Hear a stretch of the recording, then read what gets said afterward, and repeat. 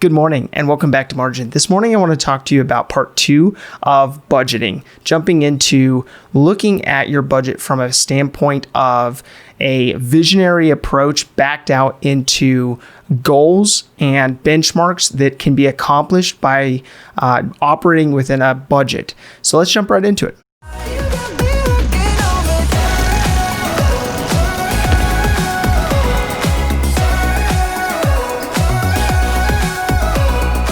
So my primary vocation is corporate finance. I mentioned briefly that part of my career started off as being an analyst and kind of growing from that point. And I shared that really that journey, the beginning parts of that journey in the introduction of Margin.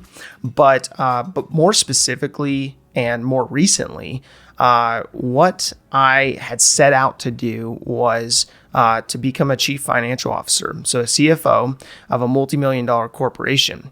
And so really what that is from an accounting and finance standpoint, accounting is looking back. It's looking at what happened. It's looking at how to basically provide financial statements based on historicals. Finance is focused a lot more on building models on where you're going, like what's from a visionary standpoint, what do you want to accomplish, and really building the models around what it would look like for the company to go in that direction and what decisions would need to be made in order for that to be accomplished. So having this strategic visionary approach, a visionary bean counter per se, approach to looking at the future, you're in this place where you are focusing on how to grow the business, how to strategically look at taxation and look at building pro formas and budgets and so on and so forth, so that you are aligning the vision of the company with those specific goals and benchmarks that you need to hit in order to get there. So this is part of the reason why I focus so much on the vision, in building a vision for your life, is having that more strategic approach so that you're not just looking at what happened, but you're actually planning for what you want to happen. So one of my big goals was to become a CFO, is to become that chief financial officer of a multi-million-dollar corporation.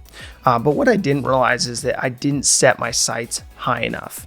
It was one of those aspects where I had a dream. I had a plan to get to and accomplish that dream, but it actually happened a lot sooner than I was originally anticipating. So this happened when I was 27. I stepped into a role where I basically had to look at the organization from a strategic standpoint, and holding that role, holding that position.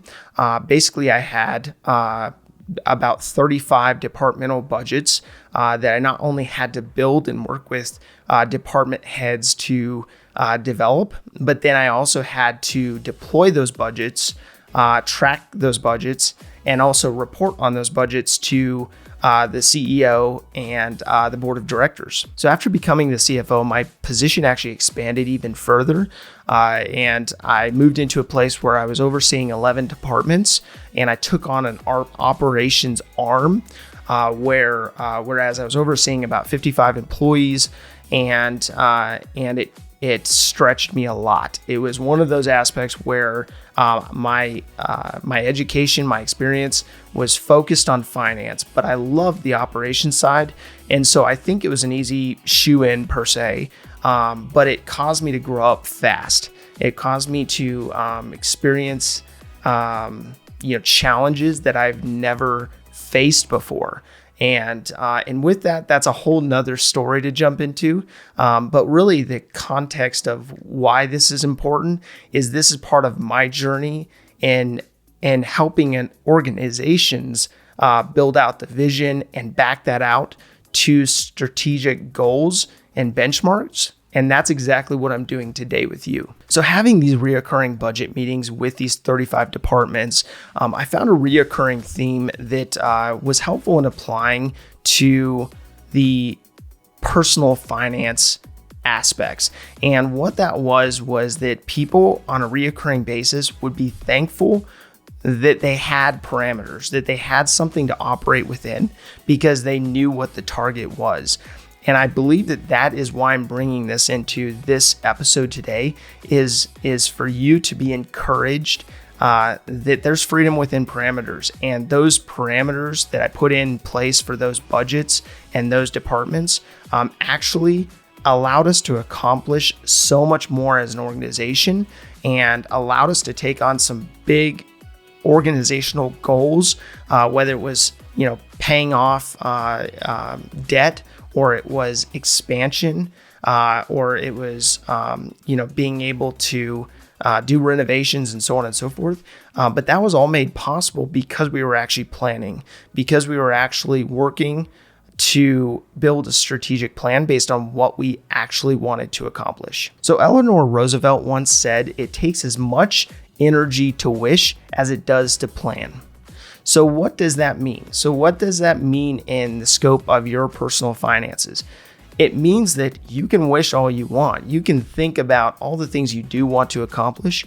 But if you don't actually sit down and spend that time more effectively by building out that plan, those wishes will fall on deaf ears per se, in the sense of those wishes will not be received, they will not be acted upon, and they will not be built out so that you are actually moving towards that goal. So for many of us, we probably wish that we were better with our finances, better at managing our finances, better at growing our incomes, and becoming financially independent. But without a plan, that wish won't go anywhere. So I believe you can't just wing it with money. It's got to be something that's intentional. It's got to be something that you are watchful of. And it's something that if you have goals you want to accomplish, you can't just set those goals and forget about them. You actually have to be active in the process. So you've probably heard the saying that if you fail to plan, you plan to fail. And I recently heard a statistic from reading a book by Chris Hogan, and he talked about how 35% of people who are of the age of 65 or older rely solely on Social Security for their needs. And I believe this is a direct correlation of not planning to win with money, not building a plan to succeed with managing your personal finances. So this was a sad reality to me, because at a time when you should be building your legacy and spending time with grandkids and traveling and maybe hitting some of those bucket list items, there's more than a third of the population of people in that age bracket who are dependent upon Social Security, dependent upon that paycheck as their sole income source. And I believe that that's unacceptable. And I believe that's why I want to help you build margin today, so that you are building out a plan to ensure that doesn't happen. So building out a plan to spend is completely unique to you. You can't just go out and copy your neighbor, as that's a temporary fix, because what their wants and needs are going to be completely different from the needs of you, your spouse, and maybe even your family. So we have so many personal finance personalities or authors today who are advising people to ditch the budget, ditch that archaic approach to managing your finances. But what I find in this is that it's not about ditching that plan to spend. What it is building that plan to spend so that it works for you, so that it works for your lifestyle and it works for what you want to accomplish. And I know that many of these personalities focus in on that budget per se being of a scarcity mindset. And if you build the budget in, your mind won't expand beyond the needs of that specific budget.